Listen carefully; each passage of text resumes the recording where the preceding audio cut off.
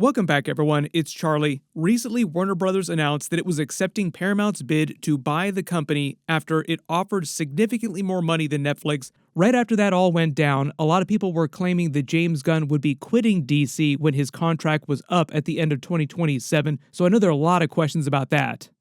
And David Ellison, the person leading the buyout at Paramount on their side of things, spoke a lot about their initial plans for how this would affect Warner Brothers, the company in general, including the DCU, things like HBO, all the big parts of Warner Brothers. And a lot of that included James Gunn in the DCU movies that he's in the middle of releasing right now.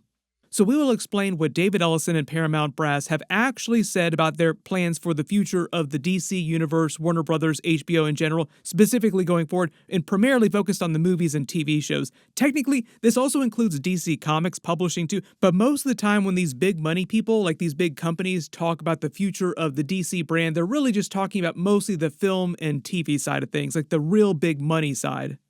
This is a clip of David Ellison doing a town hall meeting to Paramount investors right after the buyout deal was announced. So there's a lot of dry data numbers he talks about, like a lot of hype that he's giving here to investors and people like shareholders that they really care about making happy, not necessarily the fans. Like most corporate overlords, they care way more about making investors happy than they care about making general fans happy.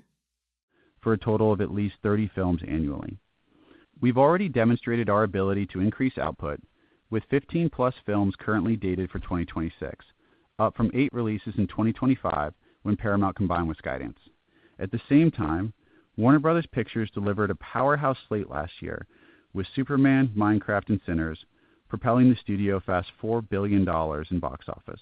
We've also echoed our commitment to a minimum 40. There are a couple of notable things in that small part of his larger talk. Like, it was a very long presentation that he gave. The biggest being that Paramount, David Ellison, really liked James Gunn and DCU movies. He doesn't specifically mention any of the TV shows. That's wrapped up more in their larger plans for the future of HBO Max and the Paramount Plus streaming networks. We'll get to that because, yes, they will combine those two streaming networks into a single one. We will combine the streaming portfolios of the two companies into one stronger platform over the coming years. But notice he specifically talked about James Gunn's Superman movie as one of Warner Brothers' powerhouse successes, generating a lot of their profits. There was a big discussion going on the past couple of weeks as why Warner Brothers cared about selling itself at all, because they were so profitable in the last couple of years. And David Ellison is even hyping up the Superman movie as being a big piece of that, a big reason why they were so profitable. I know there was a lot of drama, a lot of questions about whether or not the new Superman movie actually made money, how much money it made, because they took it out of theaters earlier than expected. James Gunn made this whole big excuse about why, saying there were a lot of different factors, but not getting into super big specifics, why he wanted fans to see it before they watched Peacemaker Season 2. That was a little more evident.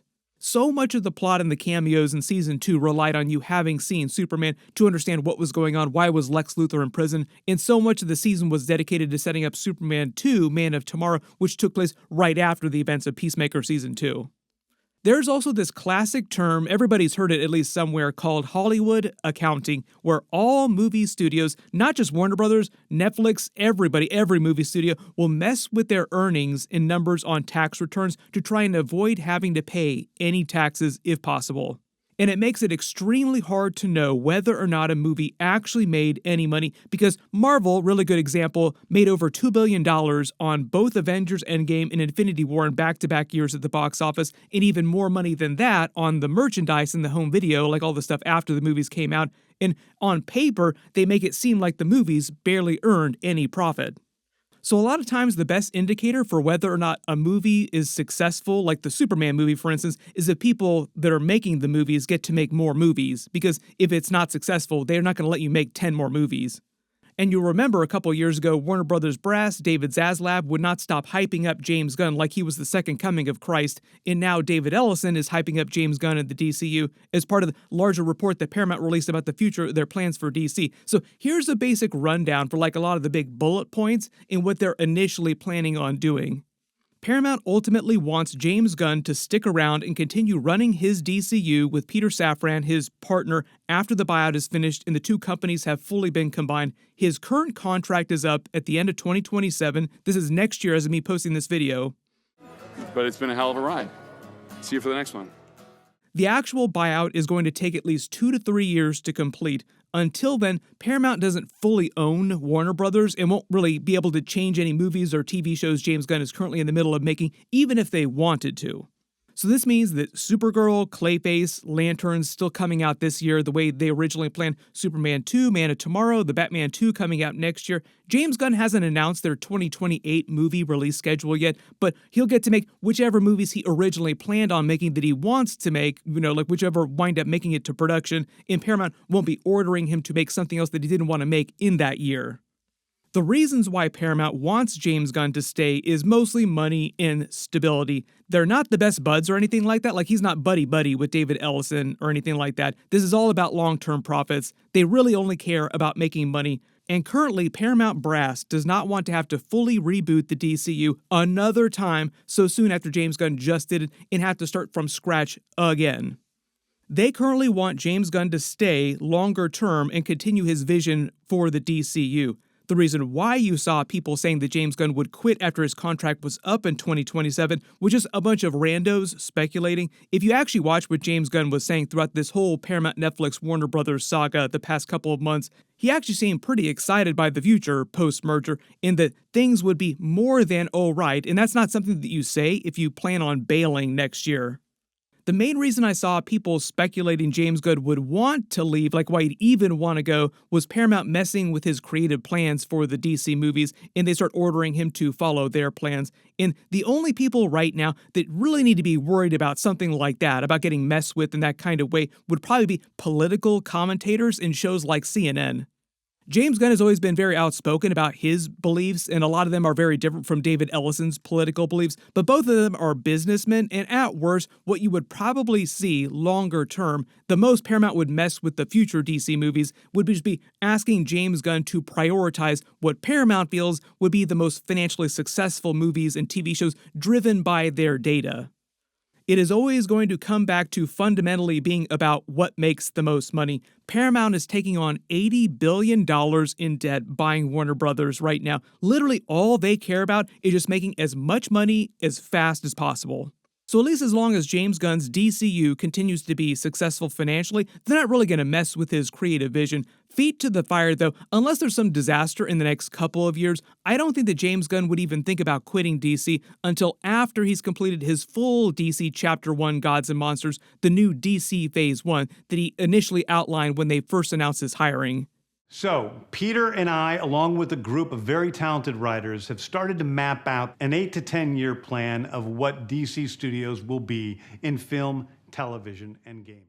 This is meant to culminate in a big Justice League-style team-up crossover movie, like the formation of the Justice League from the current Justice Gang. A lot of people also missed that he detailed his plans for a 4-movie Superman arc for David Corns with Superman. So Superman and the Man of Tomorrow movie are like the first two in that, assuming some other Superman-focused third movie in a trilogy after Man of Tomorrow, and then the fourth one would be the Justice League-style team-up crossover ending Chapter 1. When you think about how many other big A-list Justice League characters they still have to introduce, it's probably going to take them at least 4 to 5 years to get to that big crossover team-up style movie. They still have to introduce the DCU Batman and do the Batman Brave and the Bold movie, introduce the new Wonder Woman, the new Flash, and so on. There's just a lot of characters left to introduce, and it's going to take them a couple years at least to do that. What'll happen after the big team-up movie does end up getting released is that James Gunn will just decide whether or not he wants to sign up for another 10-year tour of duty through another full phase of movies like DC Chapter 2, whatever he calls that, or if he wants to back off and just make his own movies, develop his own stuff, and just make a couple movies every couple of years, or even go back to Marvel if he wants. There's also been a lot of speculation about him pushing off DCU, Batman, Brave and the Bold, and all of his plans with Robert Pattinson's Batman, Matt Reeves, and him making a trilogy of movies. For the most part, James Gunn, every once in a while, he'll come out to try and put down a lot of false rumors. Most recently, what he's explained is that he's just letting Matt Reeves go at his own pace, just do things the way that Matt Reeves wants to do them, and it sounds like they will let him make a trilogy eventually, and James Gunn won't wait to do his DCU Batman for any of Matt Reeves' movies, but also that he's not going to release 2 different Batman movies in the same year, so his Batman Brave and the Bold won't come out in the same year as one of Matt Reeves' Batman movies. But a lot of people also asking, Paramount isn't going to force James Gunn to turn Robert Pattinson into the DCU Batman or anything like that. If Matt Reeves and Robert Pattinson don't want to be associated with the DCU, James Gunn isn't going to make them, and Paramount isn't going to force that to happen either. You have to remember, it's all about money, so as long as Matt Reeves' Batman movies keep making money, Paramount likes money, they'll let him continue making those movies, and the same thing for James Gunn with his DCU Batman. As long as it makes money, they literally will not care. Everybody post all your reactions in the comments below and whether or not you want to see James Gunn stay on for another 10-year tour of duty after his DC Chapter 1 is done, or if you're fine with him leaving if he does want to leave after that. I know there's going to be 1,000 different questions about all these specific movies that are coming up and other characters that they're having to introduce. You have to remember, Supergirl is like the next real big movie. They'll probably introduce a couple other concepts, tease some future things, because it's a big cosmic movie that we haven't seen before in the DCU. And after that, we'll get Lanterns. And even though it is very terrestrial, the people that actually made Lanterns have said that there is a lot of cosmic stuff baked into it. They just made that first teaser feel way more down-to-earth, Twin Peaks, True Detective style, but probably saving a lot of the more space-based, a lot of more crazy cosmic stuff for future teasers, because they're not really worried about appealing to comic book fans. They're really trying to appeal to the casual fans who might not watch a Green Lantern series that looks more like traditional Green Lantern stuff otherwise. Lanterns episodes aren't starting till August, so they'll probably start dropping way more footage as we get closer to the Supergirl movie coming out too. Whatever they wind up releasing, of course I will do videos for, and hopefully we'll find out more news about some of the other big characters like The Flash, Wonder Woman, some of the other big Justice League A-list characters. So everybody click here for my new Lanterns trailer video, and click here for my Boys Season 5 trailer video. Thank you so much for watching, and I'll see you guys in the next one.